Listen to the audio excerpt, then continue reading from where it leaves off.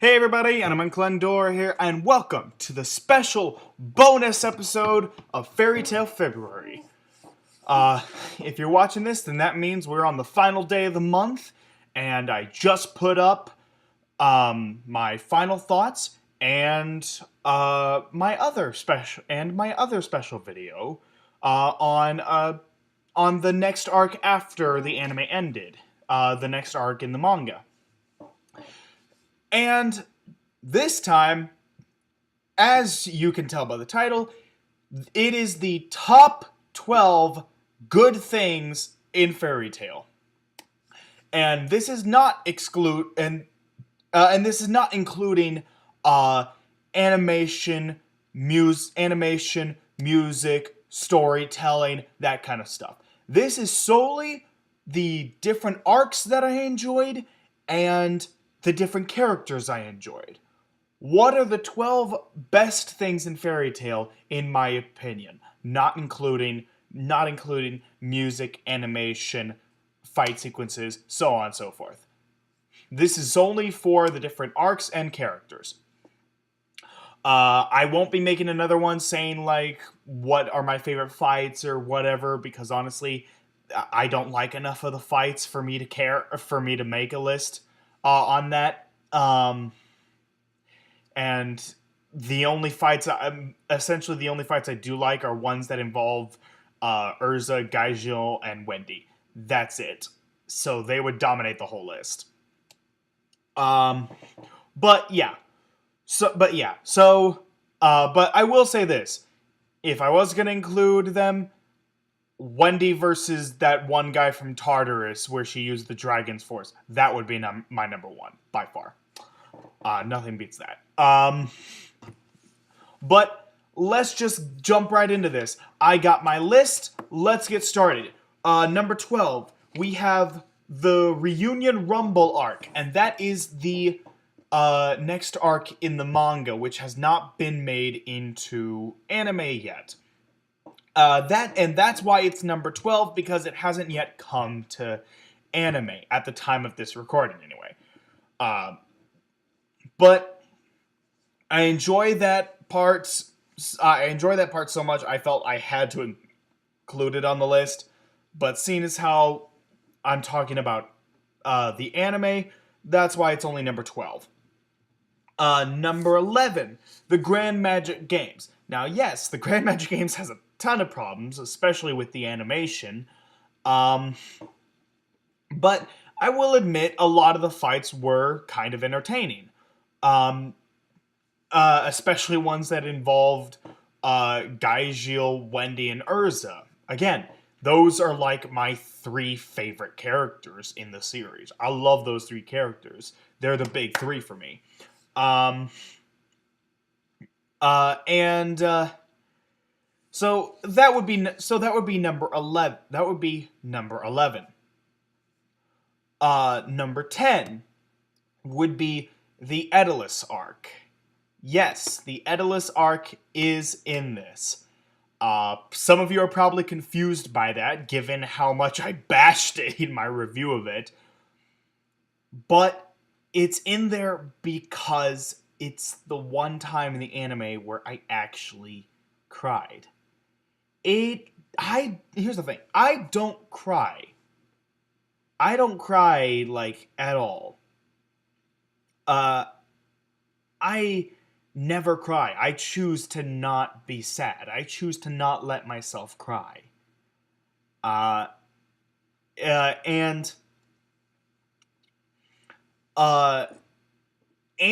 Certain animes, like Clannad, can make me bawl my eyes out. Toradora and Kokoro Connect, I'll shed a tear for. Naruto, when Naruto ended, I cried when Naruto ended, because that's a series that I've been into since I was 4. And yeah, so anime can make me cry. It's a large part of my life.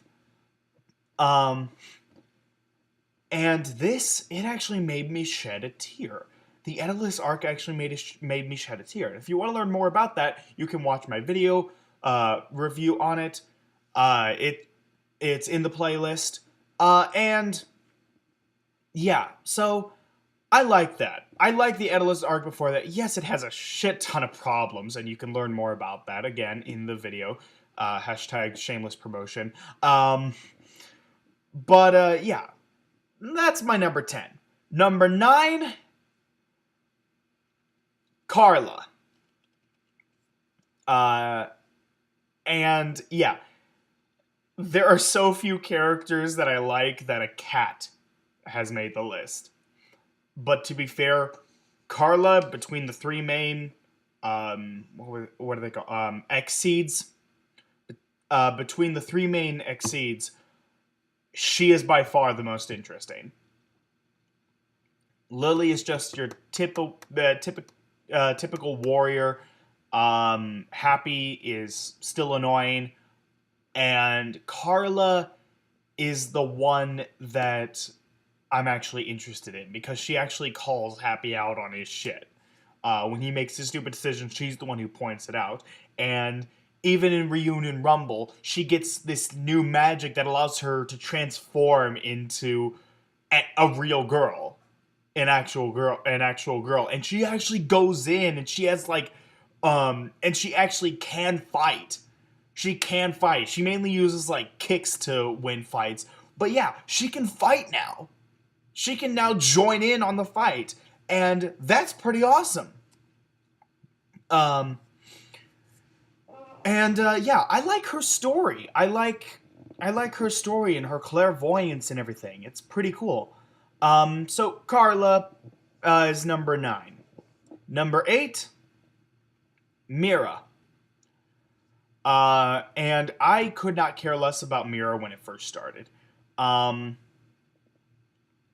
Honestly, I didn't really start to notice Mira until, oddly enough, a filler arc. Um, the Key of the Starry Heavens arc. I didn't really notice her until then. And after that point, I started keeping an eye on her whenever she fought, and she's incredibly badass. She's awesome. And so, yeah, she quickly became a character that I really enjoyed after that point. So yeah, number 7, Lozana. I like her slightly more than Mira. Mira does have like awesome devil forms and whatnot, but Lozana seems to be the character that is the most endearing. She loves Natsu, but she also knows that Lucy secretly has feelings for him. She knows this, and she's not trying to push getting together with Natsu. She's not trying to push it. She's being supportive. If Lucy wants him, she can have him. Um, and yeah, I don't know. There's something about her character that I really enjoy. I really enjoy watching her whenever she's on screen. Um, Number 6, Loxus. Again, a character I did not care for when I first saw him. And even when he showed up on Tenro Island, I still didn't care.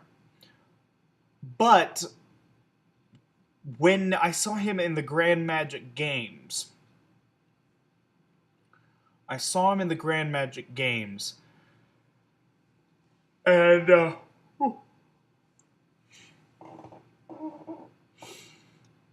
and he really surprised me with how powerful he was. And he quickly became a character that I wanted to see more of. And seeing how he changed in the Tartarus arc, seeing the lengths he would go to protect his guildmates, that really struck with me. It really did. I really very much enjoyed that. Um, and yeah, so Loxus became another character that I really enjoyed. Number 5. We're in the top 5 now. Levy. And again, this is pretty much the pattern. Like, I don't care about them at first. They eventually grew on me. Levy is the one that grew on me the fastest. Where Lizana, Mira, and Loxus and Carla, they all grew on me eventually after the time skip, after the first time skip. They all eventually grew on me. But Levy, I became interested in during the events of Tunro Island. Levy was the first character that I hated where I grew to love. Gaijil, I didn't care about him, but I didn't hate him. I thought his power was pretty cool, but he just didn't do anything for me. Levy was the first character where I hated her and eventually ended up loving her. She's a wonderful character. She's incredibly smart. And I like the kind of relationship she has with Gaijil. How, like, you want to see them together. But it's not like they're teasing you that they're going to get together and then they just don't. And when they do get together, you don't actually see it happen. You don't actually get to see it happen. It just sort of happens, like those two gunslinger people that got a kid, that ended up getting together and had a kid. It was incredibly annoying for me that they were constantly oogling at each other and yet they wouldn't say anything to each other. I hate that in anime. I really do. But for some reason it works with Gaijil and Levy because it's just like, yeah, Gaijil isn't the type to oogle at girls. He's not that type of guy. And Levy, she's smart, she's strong. She doesn't really need to oogle at a man. She's good enough on her own. But I don't know. They just go well together, I just think. I just think that they fit so well together, and yeah, I hope that they end up together. I really do. I would like for Gaijil and Levy to find happiness. And on that note, I suspect that Mira and Loxus will end up together eventually. Obviously, Urza's going to end up with Saghart too. I can never remember his name because I don't care. Whenever I see him, all I see is another Saghart.